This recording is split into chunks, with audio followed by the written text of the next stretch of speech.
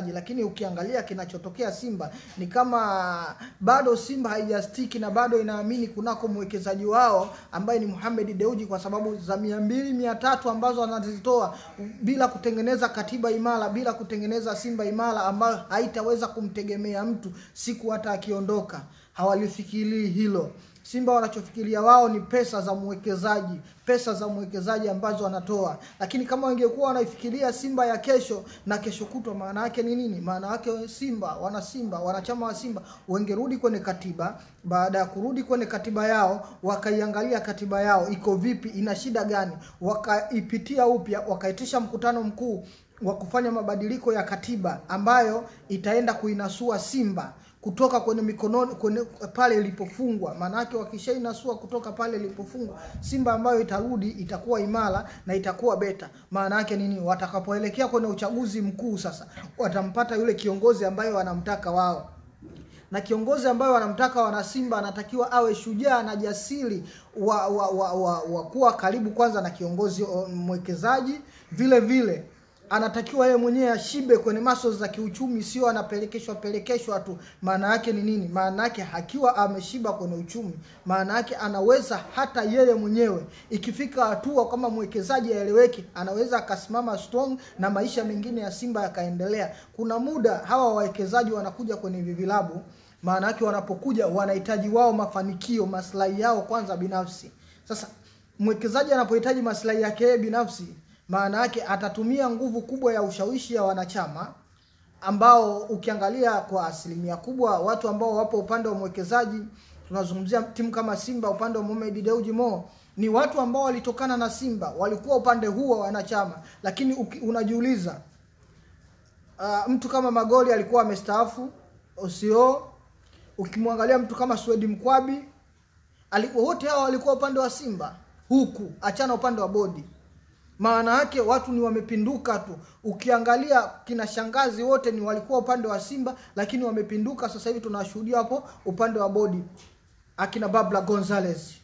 Sasa unashangaa, unajiuliza kwa nini hawa watu ni tunasema ni vichwa, wanatengeneza structure pana ndani ya Simba walipokuwa huku na walikuwa wanatetea maslahi ya Simba, lakini kwa nini wageuke sasa waje upande huu, wasisimame upande huu ambao yupo Mangungu anapigwa vita?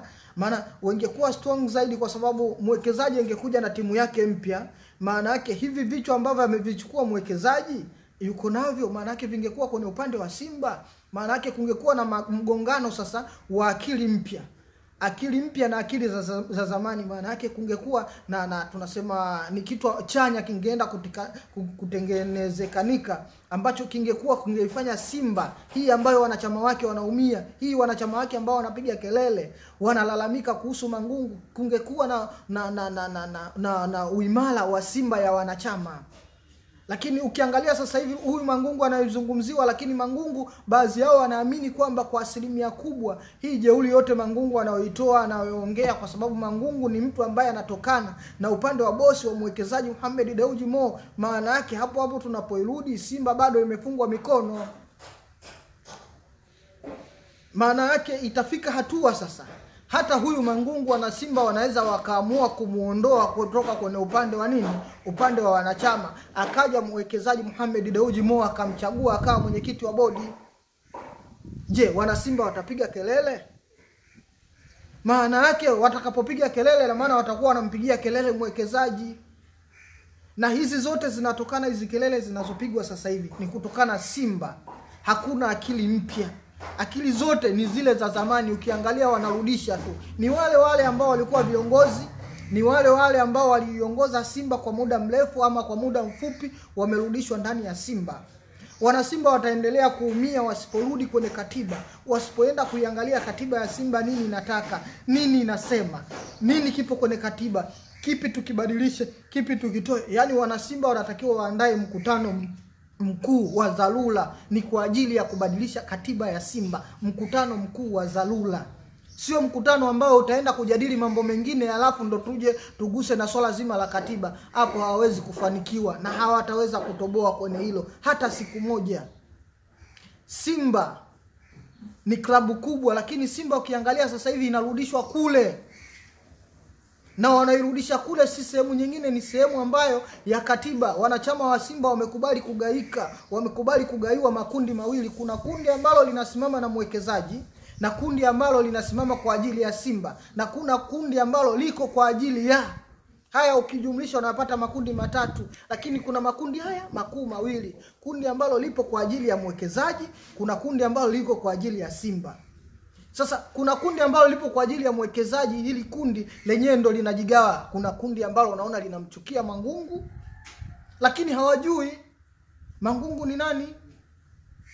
Na itafika wakati watakapoanza kujua Mangungu ni nani kwa mwekezaji, ndo watakuwa wamepata jibu, kwa sababu wao wanatengenezewa chuki. Wana Simba wale wengi wanatamani kuiona Simba competitor kwenye pitch, kwenye uongozi. Wewe kama ukiangalia Dar es Salaam Africans chini ya uongozi wao, kamati yao chini ya uongozi wa Young Africa, una watu 5 tu, lakini angalia mambo ambayo wanafanya. Kila mwana Simba, kila mmoja wao, kila akiwaangalia Young Africans uongozi wao na structure yao ya uendeshaji wa timu, wanatamani wao kama vile. Lakini rudi, unawapataje hawa wanachama na uongozi kuwa imara? Maana yake unatakiwa uzalishe wanachama wapya. Simba imekoma kuzalisha wanachama wapya. Mwaka wa 8, wa 7, wa 8 tena unaenda. Unapataje wanachama vijana wenye mawazo mapya? Ndio maana kila siku unakuta wanajirudia kina Sandalali, Magoli, ukiangalia kina Mkwabi, ndio wao kina Mangungu, unapata wazee. Ni wale wale wanajirudia. Hakuna sura mpya ambazo zinaweza kuonekana kwenye soka. Kwa sababu mpira unahitaji sura mpya, unahitaji vijana wenye uchungu, lakini kuna watu tayari washamaliza. Leo hii tutafika muda Simba itahitaji kumrudisha hata mzee Ismail Adenilage. Kama tayari amesharudishwa mzee wetu, si mwingine Simba wa Yuda, Mwina Sefu Hatibu Kaduguda, tayari amerudishwa kwenye kamati. Unafikiria na mtu kama Mwina Sefu Hatibu Kaduguda unamrudishaje kwenye kamati? Maana yake tayari huhitaji mawazo mapya, unahitaji mawazo yale ya mpira wa simu moja kutoka Kigoma huko, tayari mpira umeisha. Mpira wa siku hizi, falsafa za uendeshaji wa timu za siku hizi ni akili zaidi kuliko ndumba. Sasa kama tunaendelea bado kuamini kwenye ndumba, matokeo yake ndio haya tunayoyaona. Wanachama wanataka kupigana makofi, wanachama wanauliza mwenyekiti wao kafungaje mkutano. Hawaelewi, lakini wao ndo walikuwa sosi ya miaka 7 iliyopita kusababisha yote haya. Kuenda kuitengeneza katiba ambayo hawakutaka kuifanyia research zaidi, lakini wametengeneza katiba ya kufanya wanachama wawe na ukomo kwanza, kwa ajili watakapopata mwekezaji, itapofika hatua ya kugawanya hisa, huyu ambao hawa wengine watakaoingia wapya wawe na falsafa yao na sistimu yao. Lakini ni tayari pale walikuwa wanaandaa kutengeneza sumu, na sumu yenyewe iliyotengenezwa ndio hii ambayo wanaishi wana Simba. Matokeo yake sasa tunachokiona, wanataka kutengeneza tension kwenye jamii, wanataka kutengeneza ubaya kwa Mangungu ili Mangungu aonekane mbaya ndani ya Simba. Lakini ukiangalia Mangungu anafuata katiba ya Simba ipasavyo na anaiendesha Simba ipasavyo. Ni kosa kubwa sana kumwataki Mangungu, kwa sababu Mangungu hana nguvu yoyote ndani ya Simba. Mangungu nguvu yake ni yeye kuwa mwenyekiti tu pale, lakini katiba je, inampa mamlaka hayo? Na kama shida ipo kwenye katiba, kwa nini tusende kuitatua katiba kwanza? Ombi langu na la kuwashauri wana Simba wote, kwanza warudi kwenye katiba. Watakaporudi kwenye katiba yao, waipitie kwa kina, waichanganue kwa kina kwa kila mmoja wapo, alafu waitishe mkutano mkuu wa dharura kabla hawajaenda kwenye uchaguzi mkuu wa Simba. Hapo mwakani waitishe mkutano mkuu wa dharura, vibadilishwe vipengele, ikiwezekana katiba yote ifumuliwe ya Simba, waanze structure mwanzo. Maana yake watakapoenda kwenye uchaguzi mkuu watarudi na mtu ambaye yuko imara. Watakaporudi na mtu ambaye yuko imara, atakuja na kamati yake na watu wake wapya ambao wako imara, ambao wataisimamia Simba, wataiongoza Simba, wataifanya Simba ambayo inaenda kisasa na system mpya ya uongozi. Sio mbaya, Jangwani sio mbali. Kama Yanga walitoka wakaenda kujifunza La Liga, kwa nini Simba washindwe kwenda kujifunza hata pale Jangwani? Sio mbali kutoka Msimbazi kwenda Jangwani, hata dakika 10 hazifiki. Kama unatembea hata kwa mguu, na kama ni ngumu kwenda Jangwani, wamuite hata engineer basi ende akatoe darasa. Wakae wapeane darasa hata kimya kimya, lisiwe hata la picha. Jinsi ya muundo na structure, jinsi timu zinavyoenda. Kwa sababu somo tunalo ndani. Haya, watu wanagombana, watu wanafanya dua timu inapasuka. Sio kawaida kwa wana Simba kupitia haya maumivu ambayo wanayapitia. Simba wanasafiri waenda kukutana na Mbeya City.